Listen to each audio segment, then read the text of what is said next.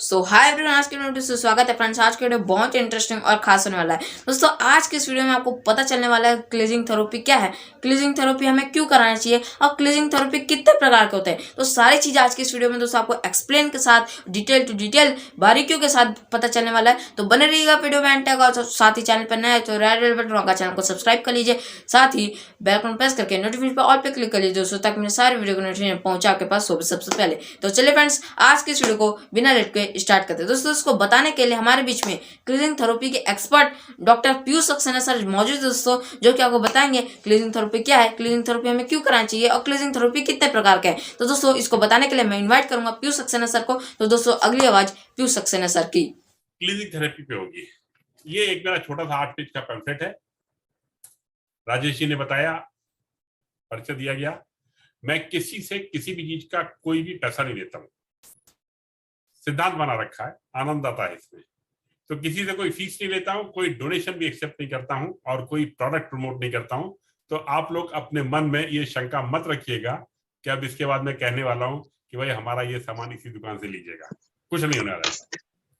दूसरी बात, जो कुछ मैं आपसे कहने जा रहा हूं क्लीनिंग थेरेपी से जुड़ा हुआ, ये सारे के सारे प्रयोग मैंने अपने ऊपर, अपने माता पिता के ऊपर, पत्नी पुत्र और पुत्री के ऊपर किए हुए हैं। और मैं नहीं समझता कि इससे ज्यादा एफिकेसी की कोई जरूरत हो सकती है या संभव हो सकती है। तीसरी चीज, मैं 3 गारंटी लेता हूं। पहली गारंटी, 90% हेल्थ प्रॉब्लम्स घर बैठे 100% क्योर हो सकती है। और ध्यान दीजिएगा, मैं हमेशा क्योर की बात करूंगा। मेरी किताब में भी क्योर वर्ड यूज किया है और मॉडर्न मेडिकल साइंस हर बार ये बात करती है, ये दवा ले लीजिए इतना रिलीफ हो जाएगा, 6 घंटे का, 8 घंटे का, 24 घंटे का, वट एवर इट इज। हम रिलीफ की बात नहीं करते, हम क्योर की बात करते हैं। क्योंकि मेरा मानना है इलाज शुरू करने के पहले हर मरीज को मालूम होना चाहिए कि कितनी दिन तक इलाज चलेगा और कब वो बीमारी और दवा से मुक्त हो जाएगा। हाँ, एक चीज और, मैं कोई दवाई नहीं लेता हूं, खाने पीने में कोई परहेज नहीं करता हूं। 5000 कैलोरी रोज खाता हूं और डाइट के हिसाब से अंडरवेट हूं, पूरी तरह से एक्टिव हूं, किसी तरह की कोई कमी नहीं। तो पहला क्लेम मैंने बताया आपको, 90% हेल्थ प्रॉब्लम्स 100% क्योर हो सकती हैं घर बैठे। मेरा दूसरा क्लेम बुक में भी लिख छापता हूं, हर जगह दिया हुआ है, ये मेरी पीपीटी भी आपको पहुंचेगा। एक लिवर क्लींस करने के बाद 6 महीने तक हार्ट अटैक नहीं हो सकता, और वो भी कब? जब खाने पीने में कोई बंधन ना हो तब। और मेरा तीसरा क्लेम है कंसीविंग को लेके, इनफर्टाइल पीपल के लिए जिनको किसी भी वजह से बस पैथोलॉजी में कोई मेजर एबनॉर्मलिटी ना हो, माइनर को मैं गिनता नहीं, तो क्लीनिंग थेरेपी फॉलो करके 100 डेज में वो नॉर्मली कंसीव कर सकते हैं और करते हैं। और तमाम सारे एग्जाम्पल्स उसके। शंका समाधान में एक और चीज, जब भी कभी इसके बारे में किसी से चर्चा करना हो कि क्लीनिंग थेरेपी क्या होती है, यशपाल गुप्ता जी से, राजेश जी से और जिन लोगों ने आपके संपर्क में इस थेरेपी को अपनाया हुआ है, बात उनसे कीजिएगा। अगर आपने अपने बचपन के जिगरी दोस्त जो इस वक्त एमबीबीएस और एमडी होके रोरिंग प्रैक्टिस कर रहे हैं, उनसे राय ले ली, तो आप गलत दिशा में हैं। कारण स्पष्ट है। क्या आप उम्मीद करते हैं कि कोई भी एलोपैथिक डॉक्टर्स कभी भी होम्योपैथी को सपोर्ट करेंगे या आयुर्वेद को सपोर्ट करेंगे या एक्यूप्रेशर को सपोर्ट करेंगे? ये कभी नहीं होगा। नॉट ओनली दैट, प्रोफेशन इतना ज्यादा टफ हो चुका है कि कार्डियो वाले किसी ऑर्थो को भी रेफर करने में संकोच करते हैं। इसके अलावा ऑर्थो वाले भी ना किसी दूसरे ऑर्थोपेडिक सर्जन को आसानी से रेफर नहीं करेंगे और पूरी कोशिश ये प्रूव करने में लगा देंगे कि जो पहले वाले की ओपिनियन थी या जो बाद वाले की ओपिनियन होने वाली है वो गलत है और उनकी राय सही है। मैं एक बार फिर कह रहा हूं आज से, अगर आप क्लीनिंग थेरेपी के बारे में, और मैं बार बार लिवर क्लींस की चर्चा करूंगा, अगर आपको लिवर क्लींस के बारे में कभी कोई शंका होती भी है तो उन लोगों से बात कीजिएगा जिन्होंने इसको आजमाया हुआ है। चर्चा को थोड़ा आगे बढ़ाते हैं। मैं कोई बहुत बड़ा डॉक्टर नहीं हूं और सच्चाई तो ये है कि मेरी अपनी बैकग्राउंड फिजिक्स से है। बाय प्रोफेशन मैं रिलायंस इंडस्ट्रीज में मुकेश अंबानी जी के साथ सीनियर वाइस प्रेसिडेंट हूँ कॉर्पोरेट अफेयर्स में नरीमन पॉइंट पे। ये मेरा पैशन है और मुझे अच्छा लगता है। जाने अनजाने में जब कहीं से भी ये महसूस होता है कि मेरे किए हुए किसी भी काम से दुनिया में कहीं किसी को कुछ फायदा हुआ, बस अच्छा लगता है। इसके अलावा मेरा कोई स्वार्थ नहीं, और ये भी सच है कि इस स्वार्थ के ऊपर कितना भी पैसा वो कुछ भी नहीं। आप लोगों ने कभी ना कभी स्कूटर, बाइक, कार चलाई। स्कूटर, कार, बाइक हमेशा तो नई नहीं रहती ना, वक्त के साथ और सड़क के ऊपर पुरानी भी होती है। जब उसमें कोई समस्या आती है तो आप क्या करते हैं, ये प्रश्न आता है। कभी आपने ऐसा सोचा या देखा कि आपका स्कूटर स्टार्ट नहीं हुआ, और जब स्कूटर स्टार्ट नहीं हुआ तो आपने सोचा इसकी जांच करा लेते हैं। जांच कैसे होगी? जांच ऐसे होगी, carburettor, piston, engine, clutch wire, gear, oil, brake, सबके अलग अलग कंप्यूटराइज टेस्टिंग आप करा लीजिए, और कराने के बाद रिपोर्ट लीजिए। और रिपोर्ट लेने के बाद आपको बहुत अच्छी तरह से पता चल जाएगा कि आपके वाहन की क्या स्थिति है। ये कहना मैं इसलिए जरूरी समझता हूं क्योंकि जब भी आपको कोई तकलीफ आती है आप सब टेस्ट की तरफ भागते हैं और बेतहाशा भागते हैं। और मैं ये भी मानता हूं कि आपका वाहन आपको बहुत प्यारा है, इसमें कोई शक नहीं है, लेकिन आप उसकी जांच नहीं कराते हैं और आप किसी बहुत बड़े मैकेनिक के पास से नहीं जाते हैं। आप जाते हैं सड़क के पास वाले रोड छाप मैकेनिक के पास, जिसके नेकर और टी शर्ट पहले कभी सफेद या पीली रही होगी, मोबिल से वो तर होके काली हो जाती है। अब एक बात और ध्यान देने की है, आप उसके बाद जाते हैं इस भरोसे के साथ कि आपका स्कूटर ठीक हो जाएगा, और आपका ये स्कूटर हर बार वो ठीक करके ही देता है, और लेता कितना है? 50 रुपए, 100 रुपए। ध्यान देने की बात है। ये नियम अगर हम अपने शरीर पे भी लागू कर ले तो क्या क्या होगा, सोचिए। आपने स्कूटर के जांच पे होने वाले तमाम खर्च को बचा लिया और स्कूटर आपका ठीक ठाक चलने भी लग गया। मैं भी आपके शरीर के बारे में सिर्फ इतना ही कहना चाहता हूं कि शरीर का जो अंदरूनी सिस्टम है उसमें कचरा आया है। हम चर्चा करेंगे कचरा कैसे आया है और कैसे निकलेगा, लेकिन डिटेल्ड एग्जामिनेशन और पैथोलॉजी की रिक्वायरमेंट नहीं है। ठीक उसी तरह से जैसे स्कूटर के लिए बहुत टेस्ट की जरूरत नहीं है, और आप खुद इसको प्रैक्टिस करते रहे हैं। एक मुद्दा और भी है मेरा टेस्ट के साथ। मेरी वेबसाइट पे एक मैंने दिया हुआ है article, how dependable are pathology reports. ये सब आप लोग कभी करते नहीं है, मुझे जरूरत होती है क्योंकि मुझे आपके सामने आना होता है। एक ही बेड पे लेट के एमजीएम हॉस्पिटल वाशी में, यहाँ मैं न्यू बॉम्बे बेस्ड हूँ, आज सुबह 8:30 बजे और परसों सुबह 8:30 बजे 2 दिन के गैप में एक ही बेड पे लेट के मैंने अपना कंप्लीट अल्ट्रासाउंड एग्जामिनेशन कराया, और जो रिपोर्ट्स आई वो हैरान कर देने वाली थी। मसलन एक में किडनी की साइज 9.9 थी, दूसरे में 11.1 थी।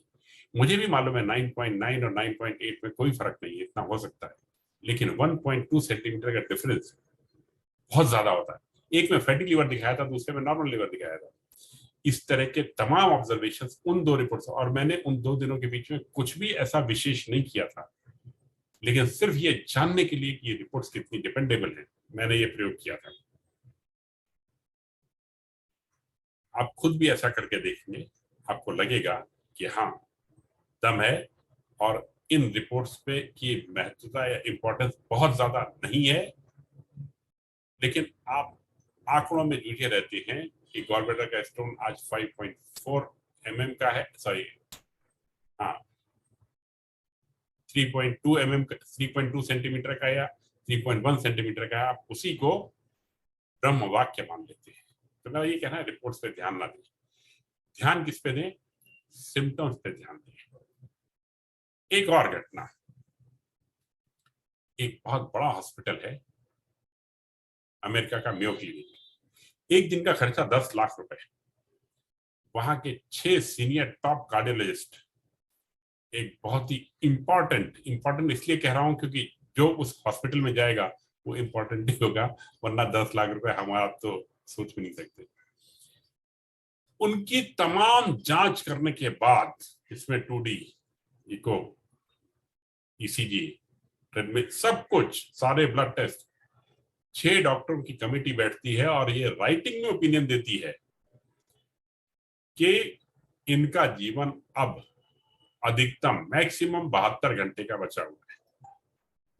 मेरा सवाल आपसे ये आता है कि ये रिपोर्ट आने के बाद आपको कैसा लगेगा? कोई कहेगा बिल लिखा लीजिए, कोई कहेगा पैसे का बंदोबस्त कीजिए, कोई कहेगा रिश्तेदारों को बुला लीजिए। जरा सोचिए, हम में से आपको भी कई बार याद आती है दादी माँ, नानी माँ की, जो कई परेशानियों में घरेलू इलाज में इसबगोल, नींबू का अचार या पुदीना दिया करती थी और ठीक भी हुआ करते थे। ठीक हुआ करते थे तभी तो आपके चेहरे पे भी आ रहा है, हाँ ऐसा होता था, तो वो ठीक हुआ करते थे। और इनका रेफरेंस किसी एलोपैथी की किताब में नहीं मिलता। मेरा सिर्फ ये मानना है कि एक बार सोचना शुरू कीजिए कि अगर तमाम टीम ऑफ डॉक्टर्स ने कह दिया कि बीमारी लाइलाज है, ये उन डॉक्टर्स की ओपिनियन हो सकती है, ये यूनिवर्स की ओपिनियन नहीं हो सकती है। और जो मेरे वीडियो जिनका लिंक हम आपको बताएंगे, मैंने पहले वीडियो में ये बताया है कि 2004 में मैं अपनी समस्याओं से इतना परेशान था कि मैं एक मित्र के पास ये पूछने के लिए गया था कि मरने का कोई आसान तरीका बता दीजिए, क्योंकि जिंदगी में कुछ बचा नहीं था।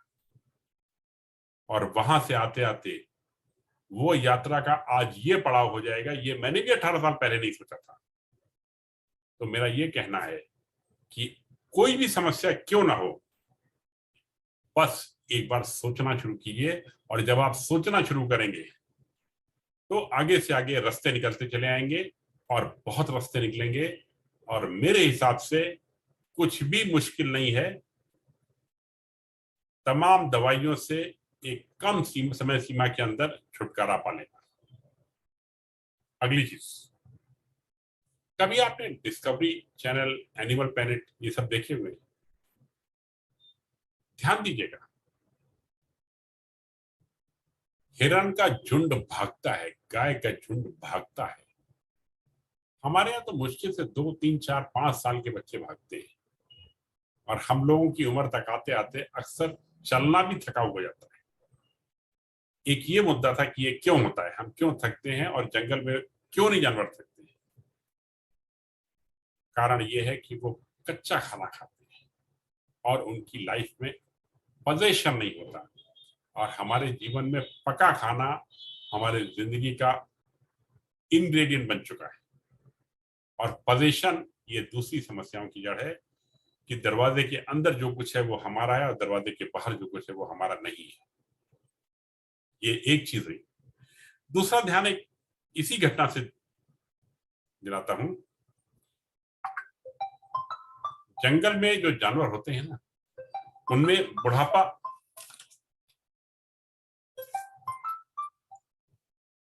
नहीं आता। क्यों? एक रीजन तो कच्चा खाना है। हमारे यहाँ बुढ़ापा जो है ना, बुढ़ापा और बीमारियां ये इतनी आसानी से आती हैं। इसका उदाहरण देता हूं, आपको आनंद आएगा इसमें कि बुढ़ापा क्या होता है। जंगल में शेर जब हिरण के झुंड का पीछा करता है, यकीन मानिए वो बूढ़े हिरन को नहीं पकड़ पाता है, वो उस हिरन को पकड़ पाता है जिसका किसी एक्सीडेंट की वजह से पैर टूट गया, क्योंकि बुढ़ापा आता नहीं है या बहुत देर से आता है। और हमारे यहाँ क्या है, 90 साल वाला 80 साल वाले से कहता है तू जवान है मैं बूढ़ा हूं, 80 वाला 70 साल वाले से, 70 वाला 60 वाले से, 50 वाला 40 वाले से। समस्या यहीं पे खत्म नहीं होती जब 30 साल वाला भाई अपने 20 साल वाले भाई से कहता है कि तू क्या जाने कि 30 साल में हड्डियां कितनी घिस जाती हैं। मुझे समझ में नहीं आता कि शर्म उनके ऊपर करूं या अपने ऊपर कि ये बात उन तक पहुंचा नहीं पाया। कहने का मतलब ये है, बुढ़ापे और उम्र की चिंता मत कीजिए। बहुत आसान है जो मैं आगे बताने जा रहा हूं आपको, इसको फॉलो करेंगे, आप खुद देखेंगे कि बेहतर जिंदगी कितनी आसान हो सकती है। और फिर जब आप सभी लोग इतनी बड़ी संस्था से जुड़े हुए हैं और इतने बड़े समर्थक हैं जो क्लीनिंग थेरेपी को प्रमोट करने जा रहे हैं, और इसमें कोई खर्चा भी नहीं, किसी भी तरह का कोई खर्चा नहीं है। अभी आपको मैं बजट वगैरह भी बताऊंगा कि किस तरह से आप घर बैठे इसको बिना डॉक्टर के इन्वॉल्वमेंट के कर सकते हैं। जो किताब मैंने बताई है ये भी अपना इलाज अपने हाथ है, थेरेपी भी पूरी तरह से अपना इलाज अपने हाथ है। आपको कुछ भी किसी डॉक्टर को सपोर्ट करने की मिलने की जरूरत नहीं है। और ये थेरेपी इस वक्त government of India, ministry of health, department of health research के साथ विचाराधीन है।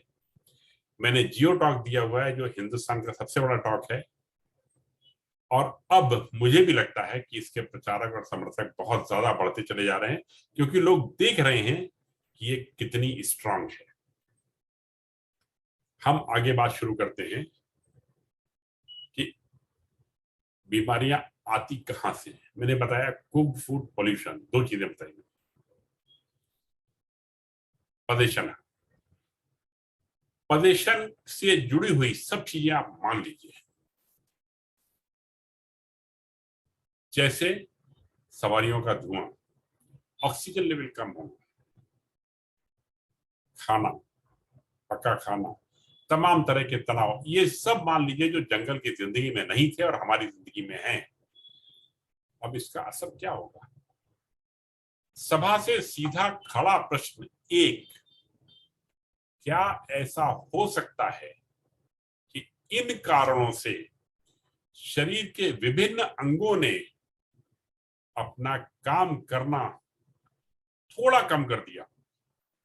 इसका जवाब मुझे हाँ या ना में चाहिए होता है। मेरा प्रश्न बिल्कुल सिंपल है कि कुक्ड फूड पॉल्यूशन, प्रदूषण, इन सब के चलते क्या ऐसा हो सकता है कि हमारे शरीर के अंगों ने अपना काम करना थोड़ा कम कर दिया हो? बस, इसके अलावा कुछ नहीं। और अगर आपको लगता है कि ऐसा नहीं हुआ है तो आपको इस सभा की आवश्यकता नहीं है। अगर आपको लगता है कि पिछले 5 साल में आपका एनर्जी लेवल उतना ही है जितना 5 साल पहले था, तो आपको इस सभा की आवश्यकता नहीं। लेकिन अगर आपको लगता है कि पिछले 5 साल में, 2 साल में, 10 साल में आपका एनर्जी लेवल कम हुआ है, मैं किसी टेस्ट की बात नहीं कर रहा हूं, मैं सिर्फ इस बार में बात कर रहा हूं कि आपको महसूस कैसा होता है। तो हम सब के शरीरों ने अपना काम करना कम किया है। ये मुद्दा बाद का है कि 10% कम किया है, 20% कम किया है, 40% कम किया है, वो बाद की बात है। पहले तो ये कि कम किया है या नहीं। अब अगर 10% किया है, 40% किया है, ये मेरे लिए वार्ता का मुद्दा नहीं है।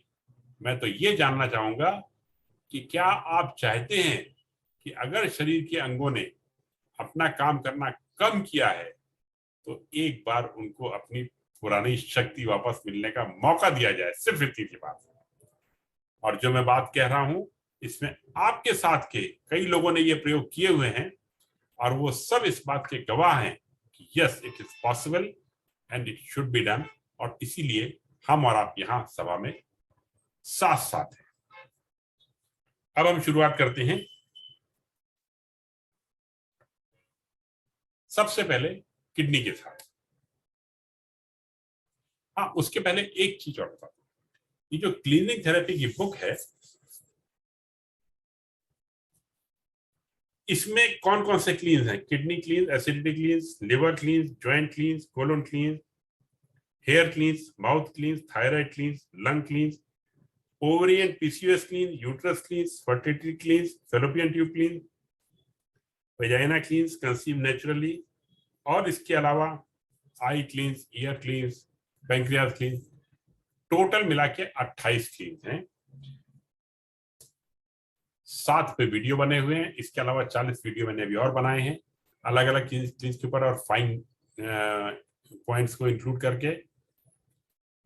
14 के करीब ये किताब में है, और इसके अलावा जो है वो वेबसाइट में जो बहुत छोटे छोटे थे और बहुत पॉपुलर नहीं थे। जैसे हमारा आई क्लींस है, आंखों की रोशनी को बढ़ा देता है और ज्यादा टाइम भी नहीं लगता। सीधी सी बात है, अगर हल्दी की पट्टी रखने से आंख से जहर निकल जाता है तो विजन तो इंप्रूव होगा ही होगा ना। ओके, हम बात करते हैं किडनी क्लींस की। सबसे पहले मैं किडनी क्लींस की बात करता हूँ। क्या आप जानते हैं कि किडनी क्या काम करती है? हर जना कहने वाला है अरे करना क्या है, kidney elimination of metabolic waste, शरीर से कचरा निकालती है। बस नहीं, किडनी के और भी काम है। सुनेंगे तो आपको भी मजा आएगा। Blood pressure regulation, acidity alkalinity balance, fluid level balance, prostaglandin hormone का सिंथेसिस, आरबीसी बनाने के लिए मैसेज देना, मतलब खून बनाने का मैसेज देना, हीमोग्लोबिन, तमाम हार्मोन्स और विटामिन डी का एक्टिवेशन, ये सब फंक्शन किडनी के हैं। अब सोचिए आप, अगर किडनी का काम अपना नहीं ठीक से हो पाया तो होगा क्या? सारी समस्याएं आएंगी। अब एक उदाहरण लेता हूं आपके साथ। क्या आपने स्वयं के लिए, परिवार के सदस्यों में या परिचितों में कभी सुना है कि किसी को कैल्शियम लेवल डाउन हुआ? बड़ी कॉमन चीज है, फीमेल्स में बहुत कॉमन है। रिपीट करता हूं, क्या आपने कभी सुना है कि कैल्शियम का लेवल डाउन हुआ? जरूर सुना होगा। जब कैल्शियम का लेवल डाउन होता है तो करते क्या? शेल्कर टैबलेट्स, दूध पीना शुरू कर देना, जो आपकी मर्जी है आप करना शुरू कर दीजिए। 6 महीने तक पूरे धर्म परायणता के साथ सारे नियम फॉलो कीजिए। आपने से कुछ नहीं किए भी होंगे। अब मेरा प्रश्न ये आता है, क्या 6 महीने के इस पूरी प्रोसेस के बाद कभी ऐसा हुआ कि उनका कैल्शियम लेवल नॉर्मल हो गया हो? ये तो कभी होता ही नहीं। आपकी दवाई की आदत पड़ चुकी है और आप दवाई लेते चले जा रहे हैं, और इस पूरी प्रोसेस में फायदा किसका हो रहा है? डॉक्टर का, केमिस्ट की दुकान का, फार्मेसी कंपनी का। आपका क्या हुआ? चूना किसको लग रहा है? ये ध्यान देने की बात है। मैं बताता हूं, मेरी गारंटी है 30 दिन में कैल्शियम लेवल मोस्टली नॉर्मल आ जाता है। अब मैं बताता हूं गलती कहां पे हुई और मैं बताता हूं सोल्यूशन क्या था इसका। आपके शरीर में कैल्शियम की कमी है, ये सच है, लेकिन कैल्शियम सप्लीमेंट्स दे के उसका इलाज करना यह गलत है। अब गलती थी कहां पे? गलती यूं थी कि आपके शरीर में कैल्शियम की कमी इसलिए हुई कि आपके मिडिल क्लास और अपर मिडिल क्लास के खाने में कैल्शियम के इंग्रेडिएंट्स तो पूरे थे, लेकिन वो एब्जॉर्ब नहीं हो पा रहे थे, क्योंकि इनको एब्जॉर्ब करने की जो प्रोसेस थी वो कमजोर हो गई थी। एब्जॉर्ब करने की प्रोसेस सॉर्ट से किडनी से शुरू होती है, जहां पे विटामिन डी की कार्रवाई होती है। विटामिन डी के लिए सूरज की धूप चाहिए और पावरफुल किडनी चाहिए। वो जब नहीं थी तो एब्जॉर्प्शन कमजोर हो गया। जब एब्जॉर्प्शन कमजोर हुआ तो आपने सप्लीमेंट्स लेना शुरू किए। थोड़े दिन तो अच्छा लग सकता है, लेकिन सप्लीमेंट्स लेने के बाद तो नेचुरल एब्जॉर्प्शन और भी कमजोर हो जाता है, और जब नेचुरल एब्जॉर्प्शन और भी कमजोर हो जाएगा, आप समझ सकते हैं क्या होगा। थोड़े दिन में स्टोन बनने लग जाते हैं और अन्य तकलीफें बढ़ जाती हैं और आदत पड़ जाती है। तो अगर आप चाहते हैं कि कैल्शियम लेवल ठीक हो जाए तो ये तरीके बहुत आसान है। क्लीनिंग थेरेपी से उनका हम एब्जॉर्प्शन इंप्रूव कर देते हैं। विस्तृत चर्चा आगे करेंगे इस बारे में। अब आते हैं एक और एग्जाम्पल पे, जो आपके घर का ही एग्जाम्पल है। एग्जाम्पल बिल्कुल सिंपल है। आपने कभी सुना है कि किसी को पीठ में दर्द हुआ हो, बैके की प्रॉब्लम?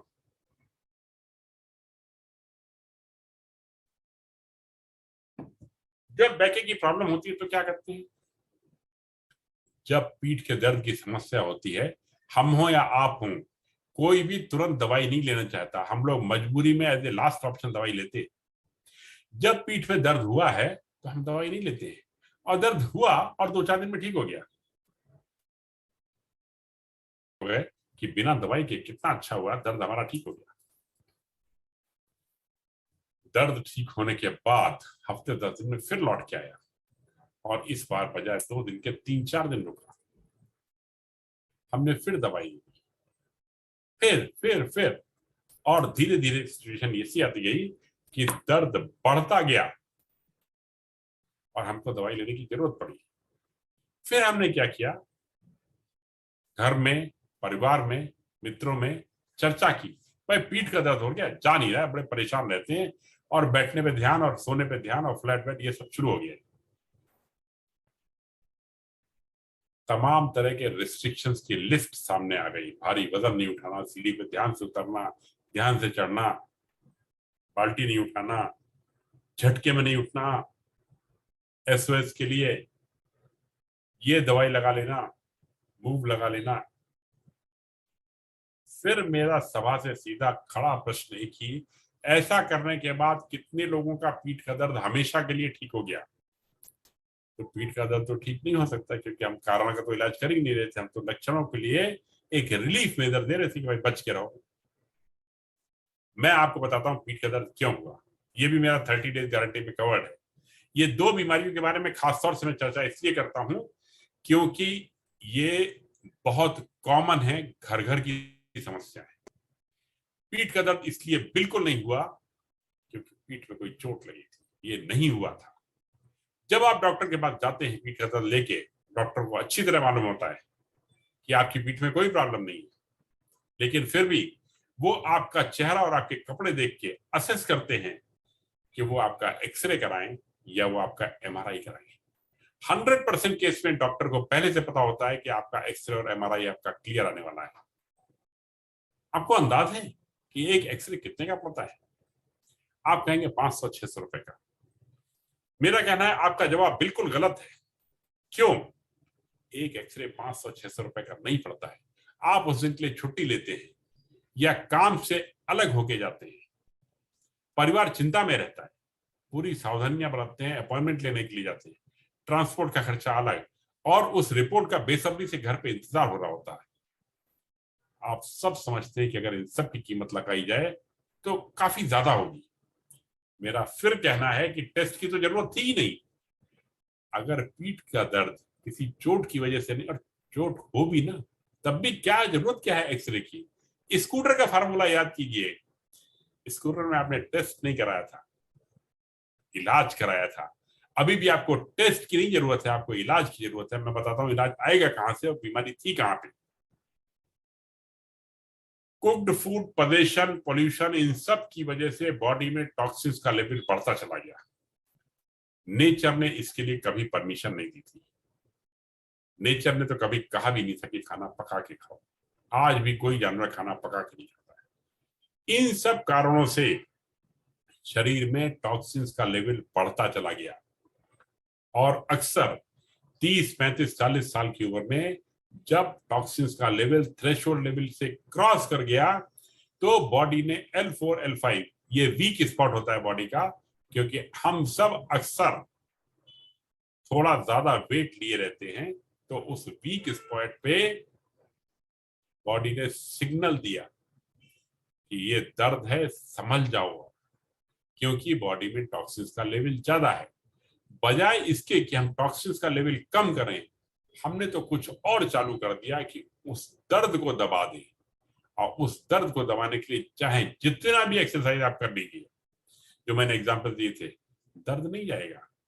लेकिन अगर क्लीनिंग थेरेपी फॉलो करके आपने शरीर से जहर बाहर निकाल दिया, आपको ना एक्सरे की जरूरत थी, ना एमआरआई की जरूरत थी, बस सीधे सीधे दर्द चला गया, खत्म। और वो तब तक वापस नहीं आएगा जब तक कि वापस शरीर में टॉक्सिन्स का लेवल उतना ही नहीं हो जाता, और इसमें काफी वक्त लगता है, ये तुरंत नहीं हो जाता है। टॉक्सिन्स का ये जमावड़ा एक दिन या एक हफ्ते या एक महीने का नहीं होता।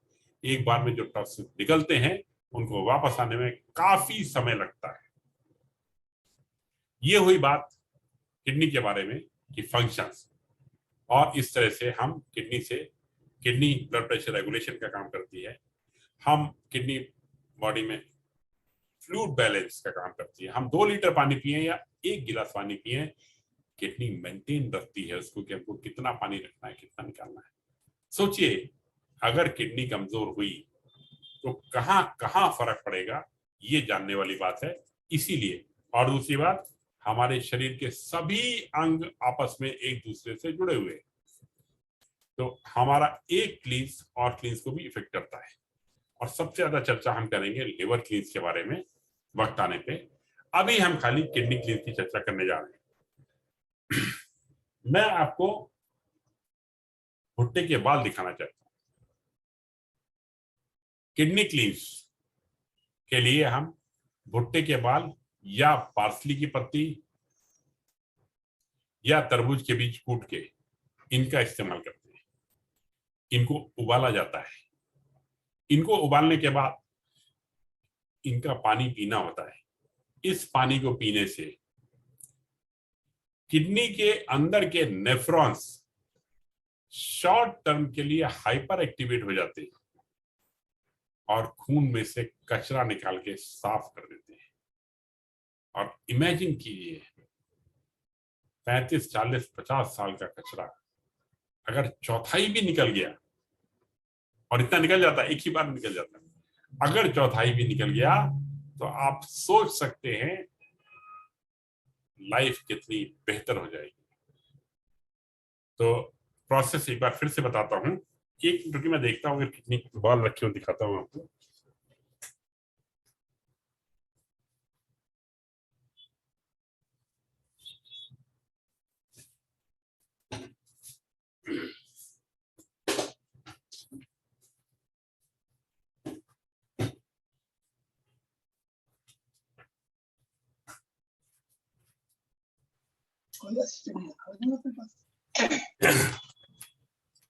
ये है, ये 2 पैकेट या 1 पैकेट। क्वांटिटी के बारे में भी मैंने लिखा हुआ है, अलग अलग लोगों को अलग अलग क्वांटिटी लगती है। मेरा इसके ऊपर भी वीडियो है कि मैं कैसे किडनी क्लीन करता हूं। तो इसका पानी पीने के बाद यूरिनेशन बढ़ जाता है और टॉक्सिन्स निकल जाते हैं। और क्या क्या होता है सुनिए। एनर्जी लेवल बढ़ जाता है, आंखों के नीचे की झाइयां निकल जाती है, अंदर से जहर निकल रहा है। सोचने वाली बात है कि अंदर से जहर निकल रहा है। आंखें ज्यादा सफेद हो जाती है, हीमोग्लोबिन लेवल इंप्रूव कर जाता है। लेडीज को पीएमएस की प्रॉब्लम में एकदम से बढ़िया फर्क दिखाई देता है। नींद गहरी आती है और ताजगी महसूस होती है। सोचिए कितना अद्भुत है ये प्रकृति की व्यवस्था, और हम बस इससे थोड़ा सा अद्भुत है। तो ये किडनी क्लींस के लिए हम तीनों में से किसी एक चीज को इस्तेमाल करते हैं। इस 1.5 घंटे की चर्चा में हम शायद सभी चीजें कवर ना कर पाए, तो मेरा आपसे निवेदन होगा कि मेरी वेबसाइट templeofhealing.org पे जाके देखिए, सब कुछ आपको मिल जाएगा। और हमारा यूट्यूब चैनल है जिसमें बहुत सारे प्रोसेस दिए हुए हैं और बहुत डिटेल में दिए हुए हैं। मैंने सामने करके भी अलॉन्ग विद रीजंस बताए हुए, और करके देखें। और फिर आखिरी बात किडनी क्लींस के बारे में ये, या क्लीनिक थेरेपी के बारे में ये, कि इस चर्चा को सुनने से आपको उतना लाभ नहीं होगा जो ऑफकोर्स करने से होगा। तो करना बहुत जरूरी है। हम आते हैं राजेश जी, क्या उचित होगा कि हम लोग प्रश्नोत्तर बीच में लेते रहे या लास्ट में लें, जैसा आप चाहिए? जी जी, जैसा आप चाहें प्रश्नोत्तर ले सकते हैं। हाँ, लेते हैं, बीच में लेते हैं। किसी का कोई क्वेश्चन? अभी तक की चर्चा के बारे में किसी का कोई क्वेश्चन? पवन खंडेलवाल सर, आप अनम्यूट कर सकते। सर नमस्कार। मुझे लगता है सर कि एंड में लेंगे तो ज्यादा बेटर रहेगा, सारे और इकट्ठे होके नोट डाउन करते रहेंगे सारे साथी हमारे, और एंड में हम ज्यादा बेहतर तरीके से कर पाएंगे। ऑर्गेनाइजर इज सुप्रीम, ठीक है, हम एंड में लेंगे, मंजूर। ये हुआ किडनी क्लींस के बारे में चर्चा। इसके बाद एक बहुत इंपॉर्टेंट क्लींस है एसिडिटी। 50 साल पहले, 100 साल पहले, जरा पैटर्न ध्यान कीजिएगा बीमारियों का। 200 साल पहले चेचक, प्लेग, बड़ी बीमारियां हुआ करती थी, गांव के गांव साफ हो जाया करते थे। धीरे धीरे वो गई, डायबिटीज, ब्लड प्रेशर, इन्होंने अपना अड्डा जमाया और बढ़ती चली गई। लेकिन उसी बीच में एक उससे भी बड़ी समस्या, शुरुआत छोटे से हुई और तेजी से आगे बढ़ती चली गई। ध्यान कीजिएगा साथियों, 25 साल पहले मुझे याद नहीं आता कि किसी को एसिडिटी की प्रॉब्लम रही, और आज आगे पीछे दाएं बाएं ऊपर नीचे जिधर देखिए सब एसिडिटी, खट्टी डगर, इनसे परेशान है। हाँ, मुझको छोड़ के। हम आपको बताने जा रहे हैं कि एसिडिटी क्या होती है। एसिडिटी का एक मेजरमेंट है, पावर ऑफ हाइड्रोजन, पीएच कहलाता है, जिसमें 7 न्यूट्रल होता है, 7 के ऊपर अल्कलाइन और 7 के नीचे एसिडिक होता है। 7 न्यूट्रल, 7 के ऊपर अल्कलाइन और 7 के नीचे एसिडिक।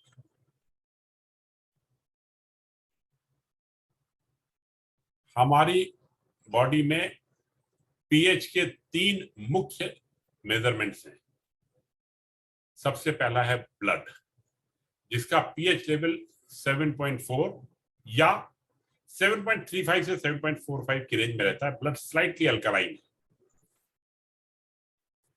दूसरा है स्पाइनल कॉर्ड का फ्लूइड, जिसमें मैसेजिंग होती है, संदेश ऊपर से नीचे तक स्पाइनल कॉर्ड के फ्लूइड से जाते हैं। पीएच 7.4। और तीसरा है हमारी सलाइवा का pH. Newly born, normal delivery, जिसकी मां प्रेगनेंसी में कोई दवाई ना खाई हो और रॉ फूड लिया हो, जैसा जंगल के नियम थे, तो उस न्यूली बॉर्न बेबी के सलाइवा का पीएच 7.4 होता है। ये प्रकृति की व्यवस्था है। और 7.4 पीएच वाला बच्चा कैसे भागता है, जैसे जंगल के हिरन। ठीक है, अब देखिए फर्क कहां कहां आया। ये व्यवस्था की प्रकृति ने रखा हमको जंगल में, जहां हवा का पीएच 7.1, 7.2, क्योंकि ऑक्सीजन लेवल बहुत हाई है और वहां पे जंगल बहुत है और कोई पोल्यूशन नहीं। ये प्रकृति ने बनाया। दूसरी चीज, पानी। जंगल में बहने वाला पानी भी अल्कलाइन होता है, और शहर में बहने वाला पानी और नलों में आने वाला पानी एसिडिक होता है। ये प्रश्न बाद में आएगा कि वो एसिडिक है या ज्यादा एसिडिक है, लेकिन एसिडिक है क्योंकि उसको क्लोरीन से साफ किया जाता है, और वो जिस प्रक्रिया से होकर गुजरता है, आप समझ सकते हैं शहरों में पोल्यूशन कितना है, इसका असर पानी और हवा दोनों पे किस तरह से आ रहा है। एक बार सिर्फ कल्पना करके देखें। ये हुई बात हवा और पानी की। खाने के लिए प्रकृति ने इंसानों के लिए बनाया कच्ची हरी सब्जियां, जैसे बकरी खाती है। ये प्रोविजंस है ह्यूमन बींग्स के लिए। अब हमने क्या किया? पहली चीज, इसको पकाना शुरू किया, और दूसरी चीज, चाय, coffee, soft drinks, hard drinks, सभी तरह की शराब, सभी तरह का नॉनवेज फूड, ये सब कुछ एसिडिक है। ये चर्चा बाद में कि कम एसिडिक है, ज्यादा एसिडिक है, लेकिन ये सब कुछ एसिडिक है। अब आप देखिए, जंगल ने जो नियम बनाए थे और जो हमने तोड़े बार बार, कई कई बार, कितना फर्क आता गया। और ये बॉडी भी आखिर कितना साथ देगी। जब तक बस चला तब तक चला, जब नहीं चला तो सिम्टम्स देने लग गए। एक और मजेदार बात बताऊं, आपके घर में खासतौर से 50+ में मान लेते हैं, क्योंकि ये बीमारियां अक्सर बच्चों में नहीं आती। पेन इन जॉइंट्स, आप जाएंगे एक्सरे कराने के लिए ऑर्थोपेडिक सर्जन। मैं बताता हूं जोड़ों में दर्द का कारण क्या होता है, और मैं 1 महीने में गारंटी देता हूं, पूरा नहीं तो आधा तो निकल ही जाएगा। और निकलने का मतलब ये है कि दोबारा लौट के नहीं आएगा, क्योंकि इलाज में और रिलीफ, क्योर और रिलीफ में बहुत फर्क है। कितना फर्क है बताता हूं। ज्वाइंट पेन के लिए पेन किलर देने से आपको 6 घंटे के लिए बड़ा अच्छा लगेगा कि आप ज्वाइंट फ्री हो गए। अब सुनिए ज्वाइंट पेन की शुरुआत कैसे हुई। टॉक्सिन्स एक अलग चीज है, वो हम ज्वाइंट क्लीन में चर्चा करते हैं, लेकिन एक बेसिक चीज समझिएगा। हम कुछ भी खाते हैं, organically grown raw vegetables alkaline थी, बाकी सब एसिडिक था। हरी सब्जियां पका के अल्कलाइन रहती हैं, लेकिन इफेक्ट कम हो जाता है। ये सब हमने आपको बताया। बार बार रोज रोज लगातार एसिडिक खाना खाने से आखिर होगा क्या? सलाइवा का पीएच डाउन होने लगेगा। सलाइवा का पीएच 7.4 से 3, 7.2, 7.1, 6.9, हम लोग औसतन 5.5 पीएच वाले सलाइवा पे हैं। इसका मतलब शरीर अंदर से एसिडिक ठीक ठाक हो चुका है। अब एक कदम और आगे बढ़ते हैं। स्पाइनल कॉर्ड का फ्लूइड और खास तौर से ब्लड का पीएच 7.4 मैंने बताया, और ब्लड को चलने के लिए अपना पीएच मेंटेन करना जरूरी है। और ब्लड आपसे कह रहा है कि हमको अल्कलाइन चाहिए, और उसका संदेशा आप तक नहीं पहुंच रहा है। अब बॉडी में सिम्टम्स आने लगते हैं एसिड्स के। एक कदम और आगे बढ़ते हैं। सिम्टम्स आने लग गए एसिड्स के, और आपने तब भी अल्कलाइन नहीं दिया। ब्लड को अपना पीएच मेंटेन करना है, 7.4 से 7.35 तक ठीक है, उसके नीचे डेथ हो जाएगी। ब्लड के पास 2 चॉइस है, या तो डेथ, या फिर वो कहीं से भी अल्कलाइन लेके आए। ब्लड के पास तीसरा रास्ता नहीं है। नेचर की पॉलिसी है लाइफ प्रोटेक्ट करने की, तो ब्लड को मजबूरन ये डिसीजन लेना पड़ता है कि कहीं से भी अल्कलाइन लेके आओ, लाइफ चलती रहनी चाहिए। और आप अल्कलाइन दे नहीं रहे। अल्कलाइन क्या है? Calcium, zinc, magnesium, manganese, phosphorus, समझ सकते हैं आप। आप दे नहीं रहे हैं, ब्लड को चाहिए वरना डेथ हो जाएगी। ब्लड का काम है डेथ को रोकना, तो ब्लड आपके शरीर से अल्कलाइन खींचता है तोड़ के आपकी मांसपेशियों से और आपकी हड्डियों से। ये अल्कलाइन इसलिए जाता है क्योंकि आपकी लाइफ चलती रहे। ऐसे हार्मोन्स बनते हैं ब्लड में जो कहीं से भी अल्कलाइन लेके आते हैं क्योंकि लाइफ चलती रहे। अब सोचिए, ऑलरेडी डिप्लीशन था, एसिडिटी बढ़ी हुई थी, एक कदम उसमें और आगे बढ़ गया। और यही कारण है कि एसिडिटी बढ़ने के साथ साथ शरीर में थकान, हड्डियों में कमजोरी, दर्द, ये सब बढ़ता चला जाता है।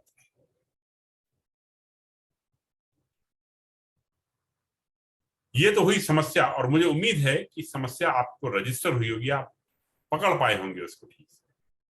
अब इसका जवाब क्या है और सॉल्यूशन क्या है? इसका सॉल्यूशन भी आसान है, खासतौर से आजकल तो जाड़े के दिन।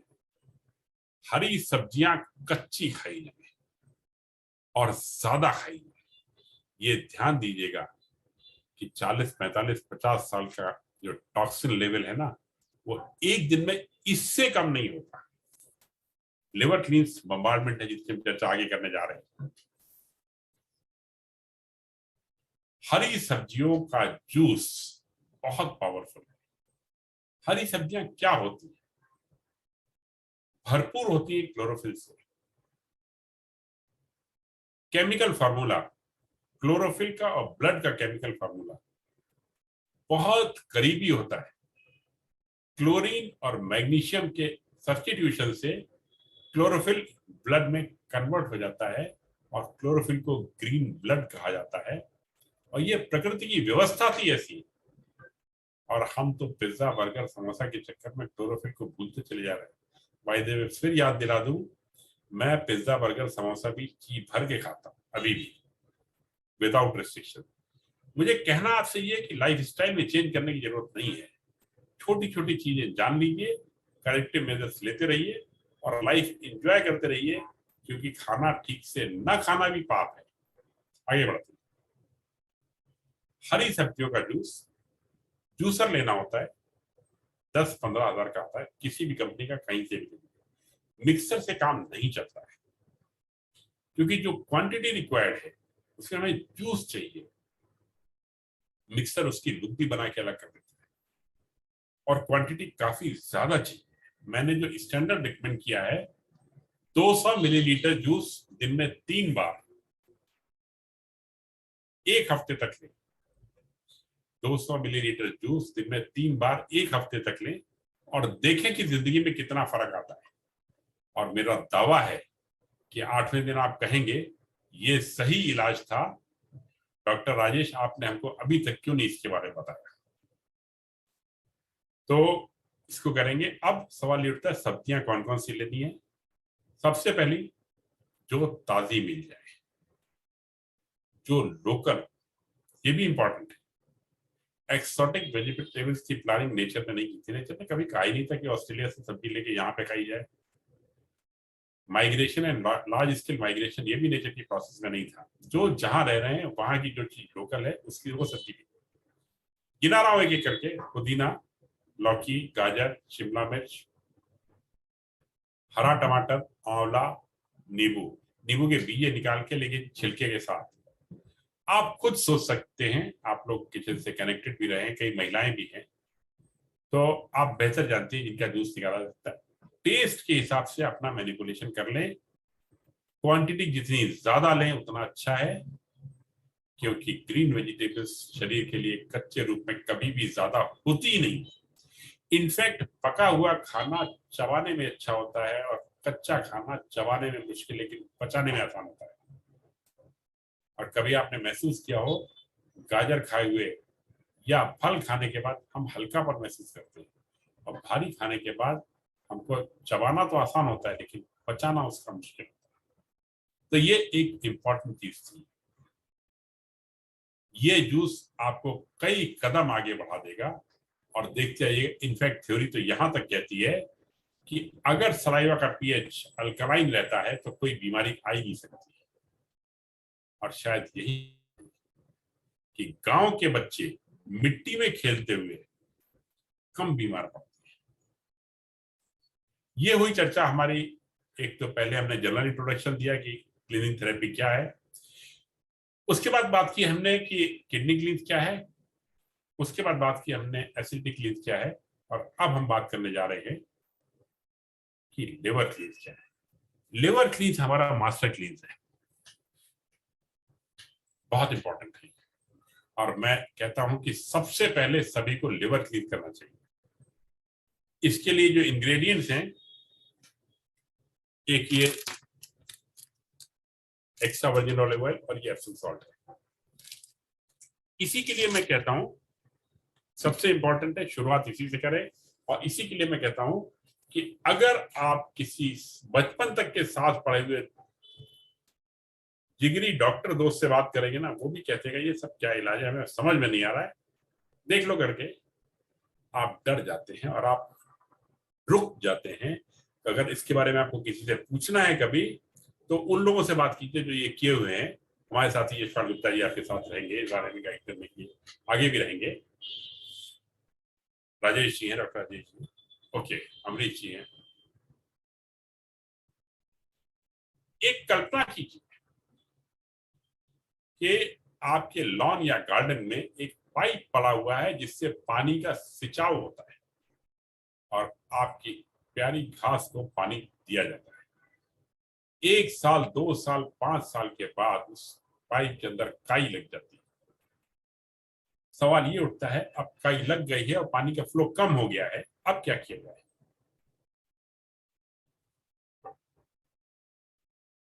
पाइप बदल लें, ये पॉसिबिलिटी नहीं, क्योंकि हम जो तुलना करने जा रहे हैं वो हमारे शरीर के आर्टरीज और वेन्स के साथ।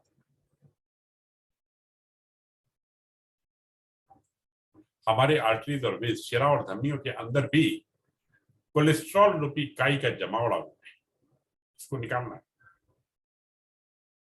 पानी का बहाव तेज कर देना जवाब नहीं है, क्योंकि ऐसा 1-2 बार किया जा सकता है, फिर वही लेवल बढ़ जाएगा। सवाल ये है कि क्या कोई ऐसा प्रोसीजर पॉसिबल है जिससे शरीर के आर्टरीज और वेन्स के अंदर जमा हुआ ये कोलेस्ट्रॉल निकाला जा सके? और मेरा कहना है कि जी हाँ, है पॉसिबल। हम बात करने जा रहे हैं लिवर क्लींस की। लिवर हमारी बॉडी की केमिकल फैक्ट्री है। साइज के हिसाब से ये नंबर 2 पे आती है। हमारी स्किन 2 किलो की होती है, लिवर करीब 2.25 किलो का होता है। इसके अंदर बहुत सारे फंक्शंस होते हैं। इंपॉर्टेंट है क्या खाना है, एब्जॉर्ब करना है, क्या छोड़ना है, एमिनो एसिड्स, बाइल बनाना, डाइजेशन में हेल्प करना, सब कुछ यहीं पे होता है। फिर वही बात याद कीजिए कि क्या ऐसा हो सकता है कि कुक्ड फूड पोजीशन इनके चलते कुछ कमजोर हुई हो। कितना कमजोर हुई हो ये बता, कुछ कमजोर हुई हो। और वो कमजोर होने से क्या क्या होगा, एक लंबी लिस्ट हम लोग पहले ही देख चुके हैं किडनी वाले फंक्शन में।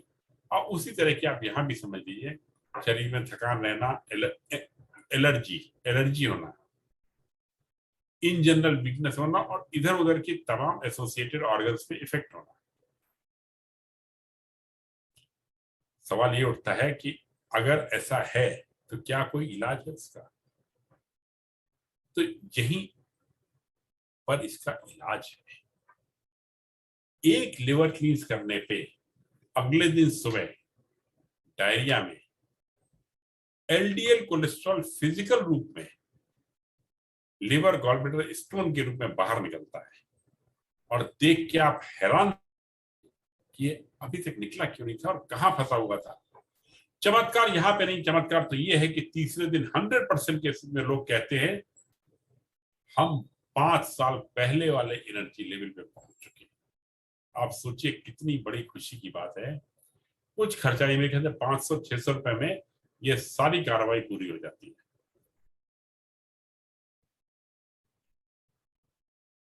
अब मैं इसकी डोसेज के बारे में चर्चा करूंगा। एक्स्ट्रा वर्जिन ऑलिव ऑयल हम ये 250 ml लेते हैं। मैं पसंद करता हूं ऐसा ऑयल जिसकी रीपैकिंग इंडिया में ना हुई। ये इटली और स्पेन से बन के आता है और ये हवा से बड़ी जल्दी रिएक्ट करता है, तो पूरी तरह से सील्ड होता है। तो यहाँ पे इंडिया में कॉस्ट सेव करने के लिए बड़ी बॉटल्स लेके उसको छोटी में रीपैक कर देते हैं। थोड़ा सस्ता पड़ जाता है लेकिन मजा थोड़ा सा कम हो जाता है। और ये है एप्सम सॉल्ट, इसको कोई भी यूज कर ले, इसमें कोई रिस्ट्रिक्शन नहीं। IPO, non IPO, food grade हो, नॉन फूड ग्रेड हो, खेतों में डालना वाला, जानवरों को देना, उसमें कोई भी इशू नहीं। एप्सम सॉल्ट में कोई इशू नहीं।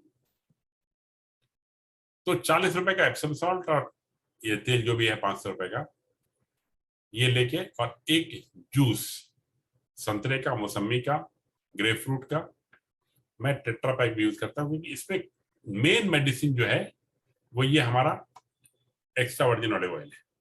और आप किसी भी कंपनी का इस्तेमाल कर सकते हैं। एक्स्ट्रा वर्जिन ऑलिव ऑयल आपके घर के पास के शॉपिंग मॉल के फूड सेक्शन में मिलता है, और इस वक्त जहां आप रह रहे हैं within 2 to 4 kilometre definitely मिल जाएगा, कोई इश्यू नहीं है इसमें, आराम से मिल जाता है। अब मैं आ रहा हूं इसकी डोसेज पे। अगर कल करना है जैसे, तो कल दोपहर में 2 बजे के बाद कुछ ना खाएं, लगभग कुछ ना खाएं। पहले भी हल्का नाश्ता लें या खाना लें जिससे कि बाइल इकट्ठा रहे शरीर में, गॉलब्लैडर में, और बाइल फोर्स से स्टोन को फेंके, ये उद्देश्य है। तो 2 बजे के बाद कुछ नहीं खाना है, 2 बजे के पहले हल्का खाना, ब्रेकफास्ट भी हल्का। 6 बजे एप्सम सॉल्ट की पहली पुड़िया पानी में घोल के, ये आपकी पहली डोज है। 8 बजे एप्सम सॉल्ट की दूसरी पुड़िया पानी में घोल के। ध्यान करें 2 बजे के बाद आपने कुछ नहीं खाया है, और अगले दिन 11 बजे तक खाना भी नहीं है, लेकिन भूख नहीं लगती, और तब भी अगर जान निकली जा रही है भूख के मारे, तो कोई फ्रूट ले लें, वो भी जितना हल्का हो उतना अच्छा, पपीता वगैरह, और ठीक से चबा लें जिससे हमारा बाइल भी डिस्टर्ब ना हो। मैं कुछ भी नहीं लेता। 6 बजे एप्सम सॉल्ट, 8 बजे एप्सम सॉल्ट। रात के 10 बजे इस ऑयल में से 175 ml ऑयल फ्रूट जूस में मिला के लें, और पी के लेट जाएं थोड़ी देर के लिए, 20-25 मिनट के लिए दाहिनी तरफ लेट जाएं, क्योंकि लिवर दाहिनी तरफ होता है, उस पर इसका वजन पड़ेगा ऑयल का, और स्टोन ज्यादा निकलेंगे। तो मैं एक चर्चा तो ये कर रहा हूं आपसे कि सबसे पहले लिवर क्लीन करें, जिससे आपको पता चले कि कितना इफेक्टिव है। उसी के साथ साथ कुछ ऐसी बातें भी कर रहा हूं कि जिससे लिवर क्लीन और ज्यादा इफेक्टिव हो और ज्यादा जहर शरीर से निकले। अगले दिन सुबह 6 बजे फिर एप्सम सॉल्ट लेना है, सुबह 8 बजे extra virgin olive oil juice में मिला के, जो बचा हुआ था 75 ml, वो ले लेना। दवाई की क्वांटिटी कम ज्यादा हो सकती है, जो टाइम मैंने बताया है ये प्लस माइनस हो सकता है। शेड्यूल सेम रहेगा, शेड्यूल चेंज नहीं करना है, सीरियल ऑर्डर चेंज नहीं करना है, टाइम आगे पीछे कर सकते हैं, गैप कम ज्यादा भी कर सकते हैं, जैसी सुविधा हो। और रात के 10 बजे फिर अगले दिन सुबह 10 बजे, मतलब 8 बजे ऑयल लिया, और उसके बाद 10 बजे हम आखिरी डोसेज एप्सम सॉल्ट की लेते हैं। तो ध्यान दें 250 ml ऑयल, 250 ml जूस, और 4 पैकेट 20-20 ग्राम के एप्सम सॉल्ट ये लिए गए। सभी चीजें मेरी वेबसाइट thetempleofhealing.org पे दी हुई है। पीडीएफ में बुक भी अवेलेबल है, और बाकी गाइडेंस के लिए साथी लोग हैं। बस शाम से आपको डायरिया शुरू होगा, और अगले दिन सुबह रात शांति से गुजरती है। किसी किसी को थोड़ी वीकनेस महसूस होती है, मुझे तो आज तक कोई प्रॉब्लम नहीं है। वीकनेस हो रही है तो घबराएं नहीं, फ्रूट जूस ले लें, नींबू पानी ले लें, या वीकनेस कभी भी चली जाएगी। अगले दिन सुबह जो डायरिया होगा, आप तो हैरान रह जाएंगे कि हरे रंग का पता नहीं क्या क्या निकल रहा है, और आप इमेजिन कर सकते हैं कि बॉडी से ग्रीन कलर का कोलेस्ट्रॉल अगर ऐसे फॉर्म में निकल जाता है, फिजिकल फॉर्म में निकल जाता है, तो एनर्जी लेवल कहां से कहां पहुंच जाएगा। आपको हर चीज में सुधार महसूस होगा, और आपको अच्छा लगेगा और मजा आएगा। और इन्हीं शब्दों के साथ मैं सभा को आमंत्रित करता हूं प्रश्नों के लिए, और फिर अगर समय बचेगा तो हम कुछ क्लींस के बारे में और चर्चा कर सकते हैं, जैसे कि माउथ क्लींस, ओवरी क्लींस, यूट्रस क्लींस, डिपेंडिंग की ऑर्गेनाइजर्स कैसा समय सीमा कैसी है। तो अब मैं सभा को प्रश्नों के लिए आमंत्रित करता हूं।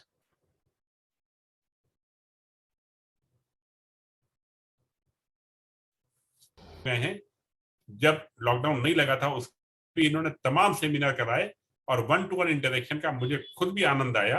अच्छा लगता है लोगों के बीच में आके बात करना, और मैं आपको एश्योर करता हूं कि जो कुछ आपने कहा है, मैं बिल्कुल एक कॉल एक ईमेल दूर हूं, और जब तक मैं नहीं हूं गुप्ता जी सब संभालेंगे और सब बताएंगे आपको।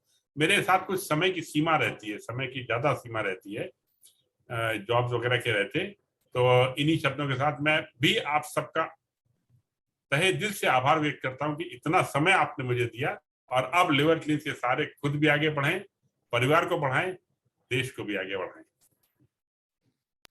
Thank you so much. Piyush Saxena sir, but बहुत ही अच्छा सेशन रहा, मैंने सेशन अटेंड किया, मैं खुद भी इसे फॉलो करूंगा, और हमारे सारे वेब आपके ऋणी है कि इस तरह का सेशन आपने